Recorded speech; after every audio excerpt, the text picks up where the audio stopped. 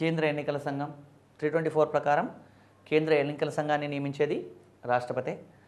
అదేవిధంగా ఆర్టికల్ 338 ప్రకారం ఎన్సిఎస్సి అంటే national commission for scheduled caste, జాతీయ ఎస్సీ కమిషన్ ఆర్టికల్ 338 ప్రకారం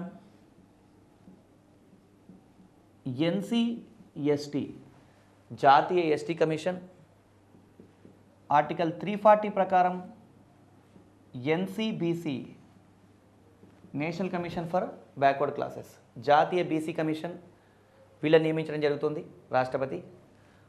అదేవిధంగా రాష్ట్రపతి నియామకాల్లో ఆర్టికల్ 155 ప్రకారం రాష్ట్రాల గవర్నర్సు వివిధ రాష్ట్రాల గవర్నర్లు నియమిస్తాడు. ఆర్టికల్ 239 ప్రకారం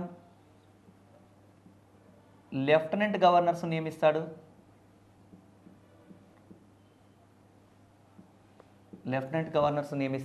రాష్ట్రపతి.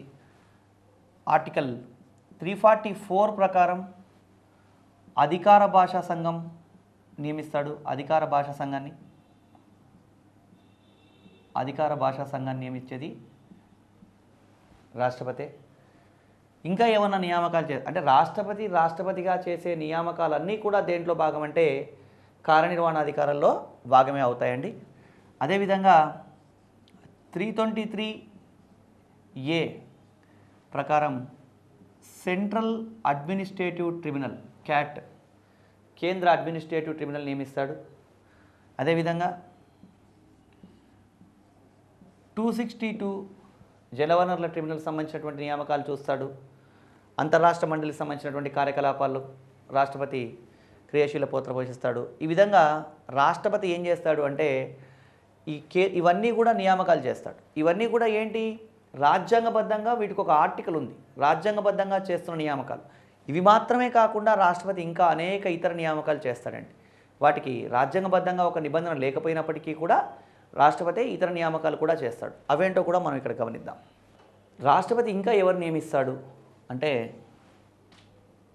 ఎన్హెచ్ఆర్సి జాతీయ మానవ హక్కుల కమిషన్ చైర్మన్ సభ్యులు, ఎన్హెచ్ఆర్సి సంబంధించినటువంటి వాళ్ళని నియమించేది రాష్ట్రపతి. అదేవిధంగా రీసెర్చ్ అండ్ ఎనాలిసిస్ వింగ్, రాకు సంబంధించినటువంటి డైరెక్టర్ మరియు దానికి సంబంధించినటువంటి కీలక నియామకాలు చేసే వ్యక్తి ఎవరు, రాష్ట్రపతి. అదేవిధంగా సివిసి సెంట్రల్ విజిలెన్స్ కమిషన్ నియమించేది రాష్ట్రపతి. అదేవిధంగా ISRO Indian space research organisation అంతరిక్ష పరిశోధన సంస్థకు సంబంధించినటువంటి ఇస్రో చైర్మన్ నియమించేది కూడా రాష్ట్రపతి. అదేవిధంగా TRAI telephone regulatory authority of India, ఈ ట్రాయ్కి సంబంధించిన నియామకాలు కూడా చేసేది రాష్ట్రపతి. ఇవి కాకుండా ఇంకా ఎవరైనా నియమిస్తాడా అంటే రాష్ట్రపతి ఢిల్లీ మరియు పాండిచ్చేరి, ఈ ఢిల్లీ పాండిచ్చేరి ముఖ్యమంత్రులను నియమించేది కూడా రాష్ట్రపతి. మనకు మామూలుగా ఎక్కడైనా చదివినప్పుడు ముఖ్యమంత్రులు నియమించేది గవర్నర్ అని మనం చదువుకుంటాం. కానీ ఇక్కడ ఢిల్లీ పాండిచ్చేరి కేంద్రపాలిత ప్రాంతాల ముఖ్యమంత్రులు నియమించే అధికారం కూడా ఎవరికి ఉంటుంది, రాష్ట్రపతికే ఉంటుంది అని మనం గమనించాలి. ఏదైనా సందర్భంలో ఇక్కడ రాష్ట్రపతి కాకుండా వేరే ఎవరన్నా నియామకాలు చేపట్టారు అని అనుకుంటే అది రాష్ట్రపతి ఆదేశం మేరకని అర్థం చేసుకోవాల్సి ఉంటుంది. సో ఇవి కాకుండా ఈ కేంద్రపాలిత ప్రాంతాలకు సంబంధించిన వ్యవహారాలన్నీ కూడా రాష్ట్రపతి పర్యవేక్షిస్తాడు. అక్కడ ఏదైనా సందర్భంలో శాసనసభ రద్దయి ఉన్నప్పుడు వాటికి సంబంధించినటువంటి విషయాల్లో విధి విధానాలు నిర్ధారిస్తాడు.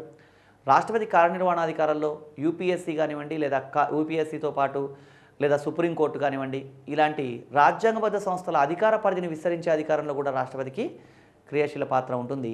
ఇవన్నీ కూడా రాష్ట్రపతికి ఉన్నటువంటి కార్యనిర్వహణాధికారాల్లో అంతర్భాగమని మనం గమనించాలి. సింపుల్గా ఒక మాటలో చెప్పాలంటే ఈ ఎగ్జామినేషన్ పాయింట్ ఆఫ్ వ్యూలో కార్యనిర్వహణాధికారాలు అంటే నియామక అధికారాలని మనం అర్థం చేసుకోవాల్సి ఉంటుంది.